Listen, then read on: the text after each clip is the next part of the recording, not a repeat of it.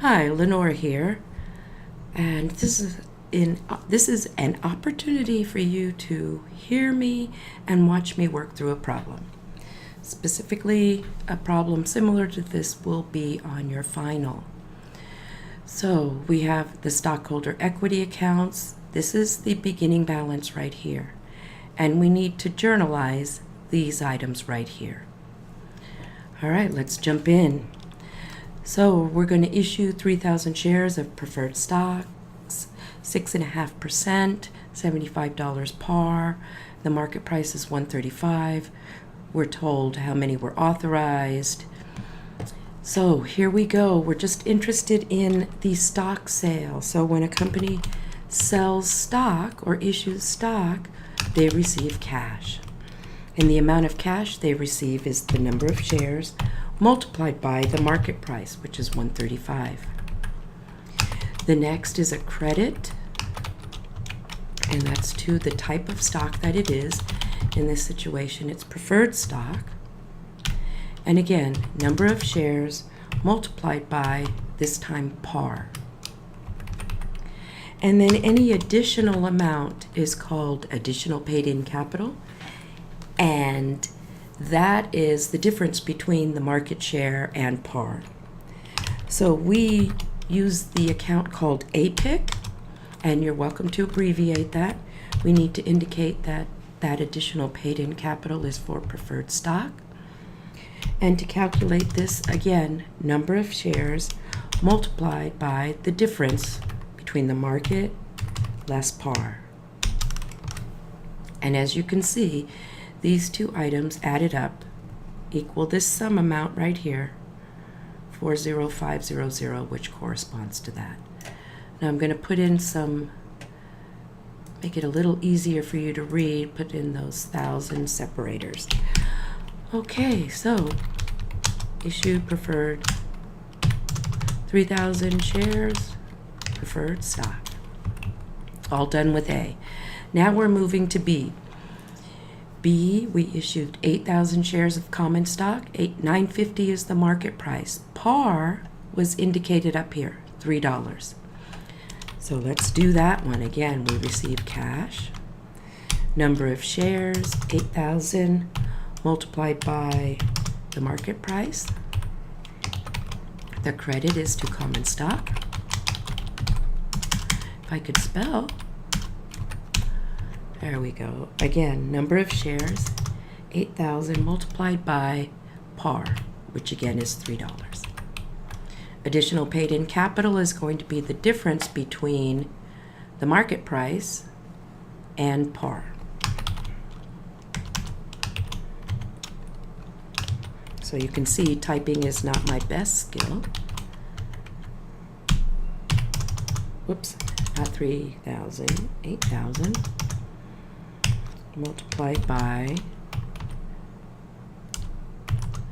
less par.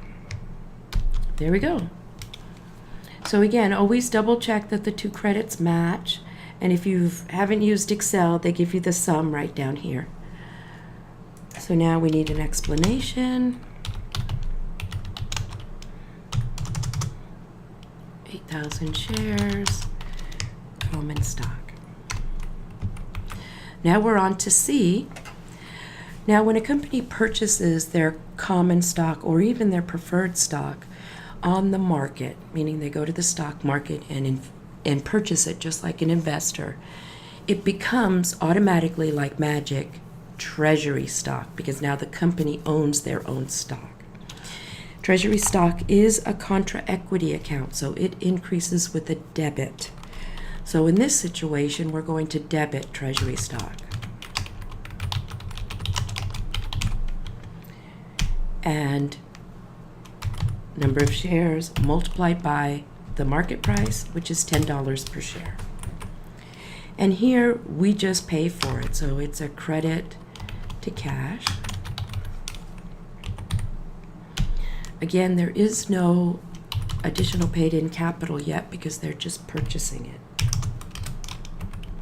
But you always want to keep track of how many shares you have of treasury stock. So, purchased 1,250 shares at $10 per share.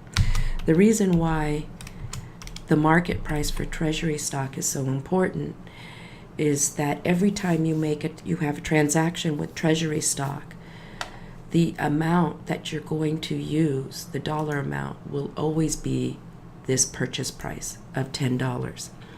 If we sell it for more, then that would go into additional paid-in capital. If we sold it for less, then that would also go into additional paid-in capital. Okay, so it looks like we're going to sell some. Again, we're going to debit cash because we have received money. Number of shares, 500 multiplied by $10.50. Whoops, I forgot to put in an equal sign. A credit to treasury stock. Again, number of shares times what we purchased it for, the market price. And the difference is going to be additional paid-in capital. Again, indicate that it's treasury stock. Number of shares. You'll notice that we're doing the same thing over and over again. It's always the number of shares multiplied by the market price.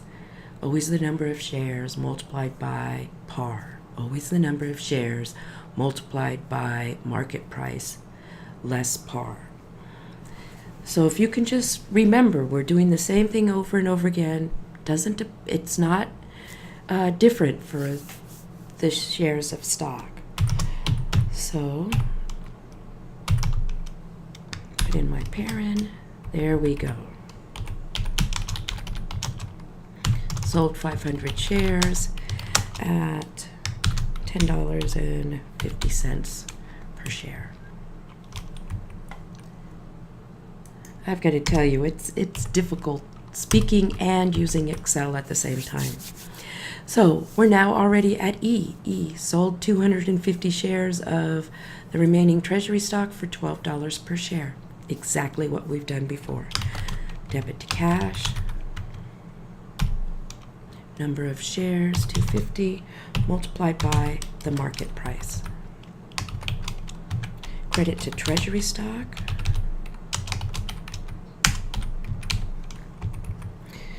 Number of shares, multiplied by the market, by par, or what we purchased the original treasury stock for.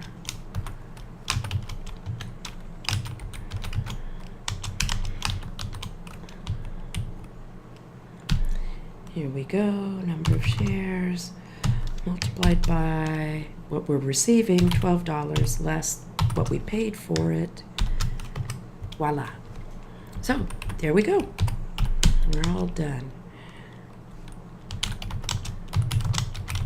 Sold 250 shares at $12 per share. Now, if we had sold this treasury stock for less than the original $10, we would actually have to debit additional paid-in capital treasury stock. So if we sell it for more, we put it in additional paid-in capital. If we sell it for less, we still put it in additional paid-in capital. So here we are at F, declared a dividend. So dividends contra equity, so to increase it, it's a debit. Now, it says we declared the dividend. We have not paid it, so we credit dividends payable. And this is a liability.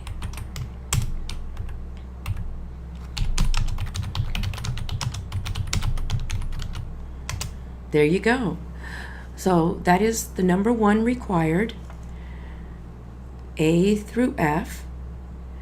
I'm going to finish up this number 2 in another podcast. So, Lenore out. I'll talk to you soon.